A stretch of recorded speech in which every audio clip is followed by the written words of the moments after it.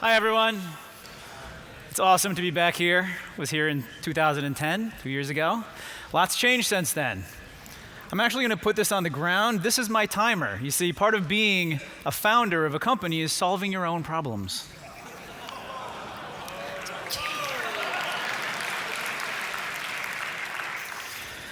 So I was thinking about this talk and what I would talk about, what the big questions would be for me about GitHub, where we've been, where we're going, what does it mean to start a company today. And I figured most of you, and especially after watching Ben's talk, might be asking, how do I, as a budding entrepreneur, raise $100 million just like GitHub did? Maybe that's the question that you're wondering. Pretty much anywhere I go now, everyone says, hey, Tom, how's it going? What are you going to spend that $100 million on? But this, I think, is the wrong question. I'm not actually going to tell you how to do that. I'm going to tell you something different. And I think that's because at the end of the day, money isn't actually what matters. Money is irrelevant. What is money? Money is just a number in some bank's computer that says how many slides you can buy for your office, right? But that's not what we care about. That's not what we're trying to do here. We're not trying to just make more slides happen in the world. So what does matter? I think what matters is not the money, it's other things. So let's think about this. I forgot my clicker. I need my clicker. This is going to be less impactful if I don't have my thing. Okay, thank you, sir.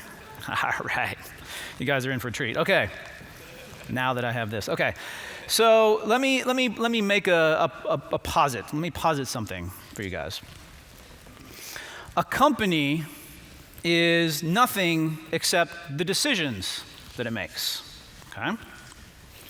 Decisions are made by people. Okay? You with me so far? So the only thing that matters are people. Okay? People are the only thing that matters. And those people then had better be the right people. So let me tell you about GitHub in the very early days. GitHub was started by myself and my co-founder Chris Wanstroth. Initially there was two of us. What I did was the design, the front end, just the visual and the UX. I also did the very back end, which is how Rails code accesses Git repositories on disk. So I'm kind of this weird creature in that I do the front end stuff and I do the back end stuff. But I'd been doing Rails for a long time before that, and I didn't really like it. I don't really like Rails. You can tell the world. I don't actually like Rails that much. And so I was, in being in the Ruby community and going to Ruby meetups, this is how I found my co-founders. And Chris Wanstroth was very big into Rails. He had a blog post that outlined everything about how to be the best Rails developer you can be. Everything about it was amazing. I said, this is a guy that I can start a company with because we have complementary skills. I'll do the front and back end, he'll do the middle part, and together we have the whole thing. And that worked out really well. We just started hacking on it on the side project. But then shortly thereafter, and here's a little tidbit about how can you tell whether your startup idea is actually gaining traction? How can you tell if people enjoy it? One thing that was really effective for us was when people came to us, this is in the private beta phase, and they asked, can I pay for this? We had no billing system, and yet they wanted to pay for it. They wanted to make sure that it would continue to exist so that it would continue to solve their problems. So if you have customers asking you to pay for your company's product before you can even sell it to them, that's a good sign. So in order to accomplish this, in order to get this company to a place where people could actually buy it, we hired our third co-founder. He came on board. It was just a few months after we had started. And he, as his first thing, built the billing system. This is PJ Hyatt. So now we had two Rails guys, essentially, and me still doing front and back end. We're building out a better mix of people and skills to accomplish what we need to do to get done. Our first employee that we hired, his name's Scott Chacon, he is a Git expert. So we reached a level in the company where we kind of maxed out our Git knowledge. None of us were really Git experts, and yet we're building this site, GitHub, which is for hosting Git repositories. So again, through meetups, we met Scott. We talked to him. We talked to him about product, about how he would go about building things. And he was the one that built Gist, which is the snippet sharing site. He built that from scratch as his first task, bringing his Git knowledge into the equation. And so you can see we're assembling a broader diversity of people who can accomplish more things. We max out our Git knowledge. Let's bring someone in that can augment that. And you'll notice that none of these people, none of the four of us, were business people. None of us had ever really gone into business all that much. I'd done some consulting, but that doesn't really count. None of us had created large businesses. None of us had an MBA background or a business background like that.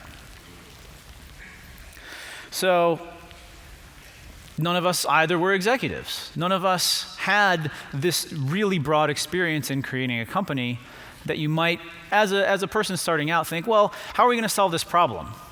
Well, let's hire an executive because they know what they're doing. Well, now you have two problems.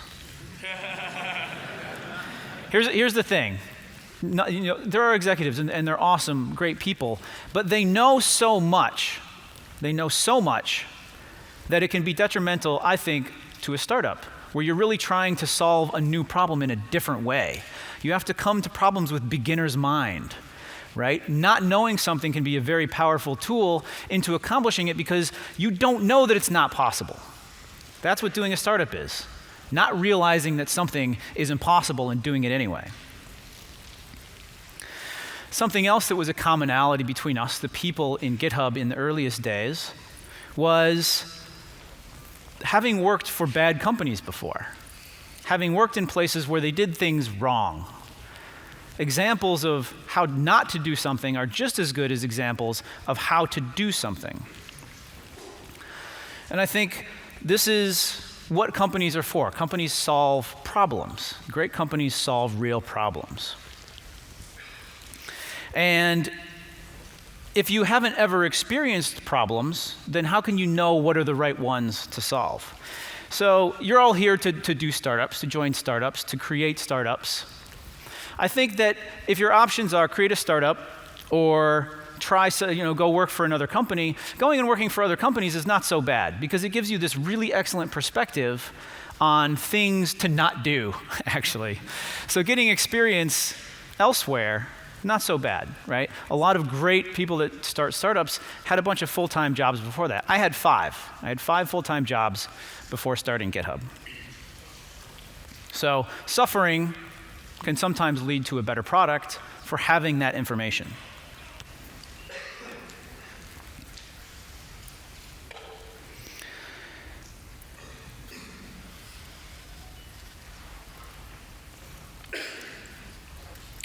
Something that's great with people is getting together. We would meet for beers all the time, and we'd talk over the problems that we had. We'd go to a bar called O'Reilly's up in North Beach, San Francisco, and we just talk through the big problems, right? People are very important. Having the same ideas for the product direction is important. Getting on the same page for that stuff is what's going to allow you to push forward. If you find yourself in a situation where you're not getting along with your co-founders or the very small team that you've created to begin with, really step back and evaluate that problem. Because I don't think you can push forward effectively if you're fighting each other. Right? Look at that. You should be getting along. If you're not, really, really think about what that means. Hiring is hard. Hiring the right people is incredibly hard. Sometimes you'll screw it up. We hired a salesperson in the very early days, and we had to let him go because he wasn't the culture fit. And it was because we hadn't had experience with that kind of hiring before. And that's okay. You're going to screw up hiring. You have to be in a place mentally where you can fix that later on by letting someone go. It sucks. Firing people is the worst. But if you're going to start a company, you have to be the kind of person that can do that when it needs to get done. And as your company matures and you go through these different phases, things are going to change. Your role is going to drastically change over time. In the beginning, I described myself as the janitor. I was fixing things. Things always need to be fixed. I was always cleaning things up and fixing things, documenting things. Things are going so fast that someone has to come back, kind of fix things up every once in a while. I was the janitor. And this, I think, is why titles are bullshit, especially in the beginning of a company. Just throw all your titles away. Don't even worry about it. Don't bicker about who's going to be the CEO or the CTO or the CFO. All that stuff is crap. All that stuff is crap in the beginning. There's way too much to be done to specialize that early on. Things change a little bit when you get bigger. You start to specialize a little bit more. And then it's really important to think from the early days, do you have the right mix of personality types? So for us, if I look at the different people who are in the company in the early days and why we've been able to stay together as a team, all four of us are still there. Today, 5 years later, I'm sort of the logical, pragmatic one of the group. Chris is more of the product visionary one. PJ is kind of a business operations-minded person. And Scott guards the culture and creates as much happiness as possible. These are four sort of different vectors. And in having a discussion, and all our decisions we would make by sitting down over beers and coming to a conclusion that was sort of in the middle. We would all check and balance each other. So think about when you're collecting the right people, do they have the right kind of mix to be effective in the long term? Because that's what you're going for. So always think about how every person can effectively push the company forward. If you're going to hire someone, how are they going to push the company forward? Because companies don't do things. People do things. And that's why people are all that matters. And so I'm going to have the audience help me for this real quick. I want everyone from here over to, on the count of three, so 1, 2, 3, and then go, read this off. Say, people are the only thing that matters. Okay, are you ready? 1, 2, 3. People are the only thing that matters. Thank you. You're an excellent audience. But wait. Customers don't interact with people, not when you're building a product. So how can they be the most important thing? Product is actually the only thing that matters. Things are getting interesting. I think when you're thinking about your product, you need to start with design. It's how your customers interact with your product. It's what they see, it's what they feel. Think of it like an automobile. We all understand cars and trucks and things, right? This is your experience. This is what you're creating. You're creating something that is like a vehicle. Vehicles, to us, make a lot of sense. They've been refined year over year for a large part of the last century. So they become very good. We all understand them. This is what you're going for, a product that feels so natural that it's like a car. You can just get in, you can drive it off, the steering wheel's here, this pedal makes you go, and this pedal makes you stop. That's the product. And what you exclude from your product is just as important as what you include in your product. Take, for instance, Volkswagen, the bug that had the little flower vase, right? What the hell was that? Now every time you get in your car, it smells like dead organic matter, and you wonder if Volkswagen, the company, is just the same thing. It's this dying company that's including these crazy things into their product. What you leave out is just as important. Everything that you add makes everything else less important.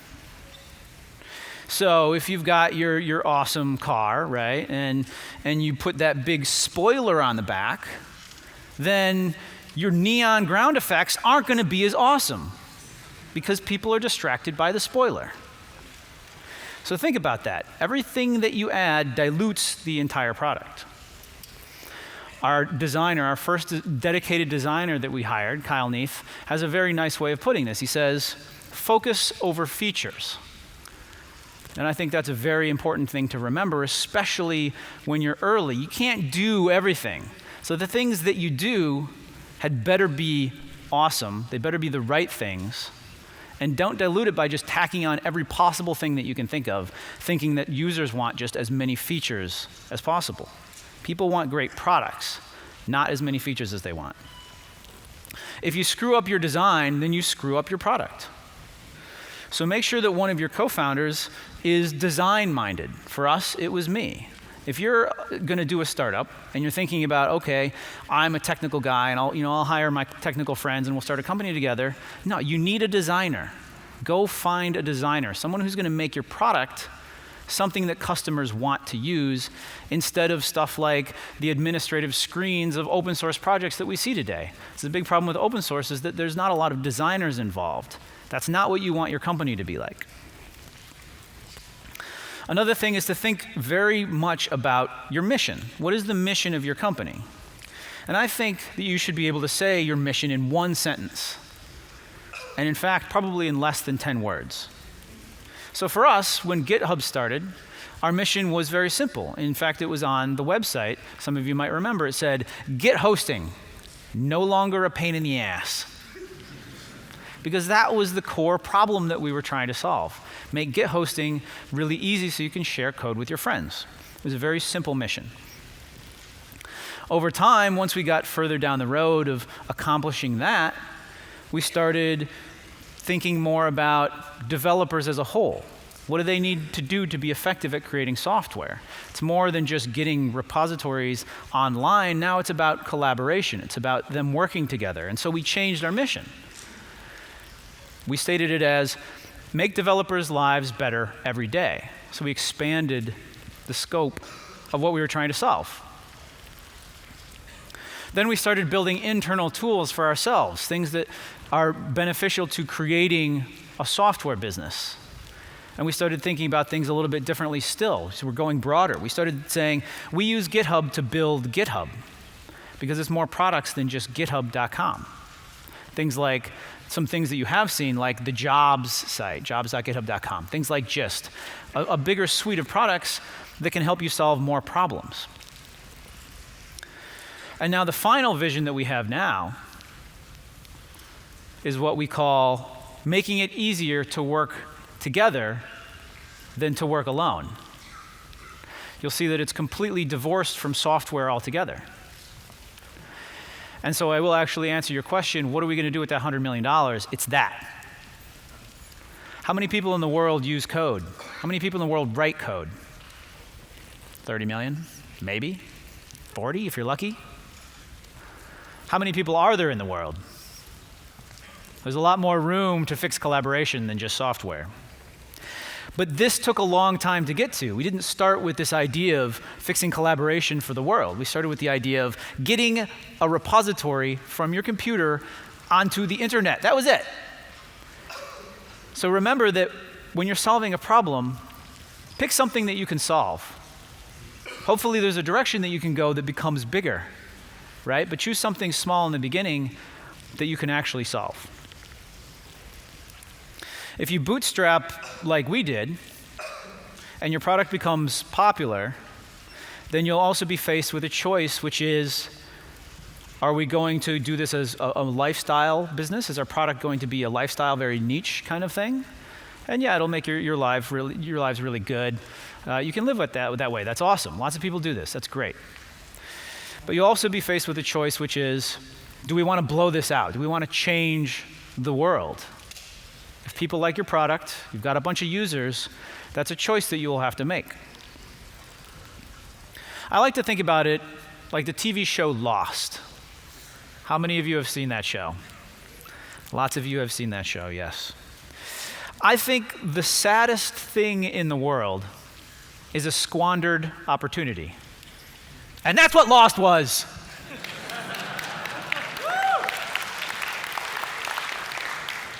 So that's the question. When you're faced with that choice, think about, what do you want to do with your life? What are we trying to accomplish? I think you're all here today to solve big problems.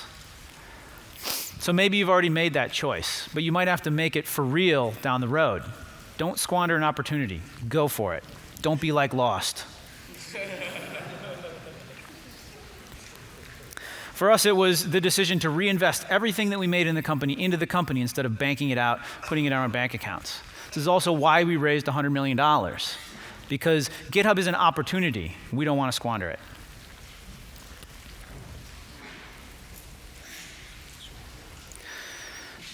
Don't worry too much about when you enter a market. Almost every product in the world is terrible. Look at the list of products, the things that you use every day. Most of them are just downright crap. If you know this, and this is something that Apple knows very well with devices like the iPad, right? How many tablet computers were there before the iPad? Dozens. All terrible. Apple comes along, and through making a good product, they won. That's what product means. And that is why product is all that matters.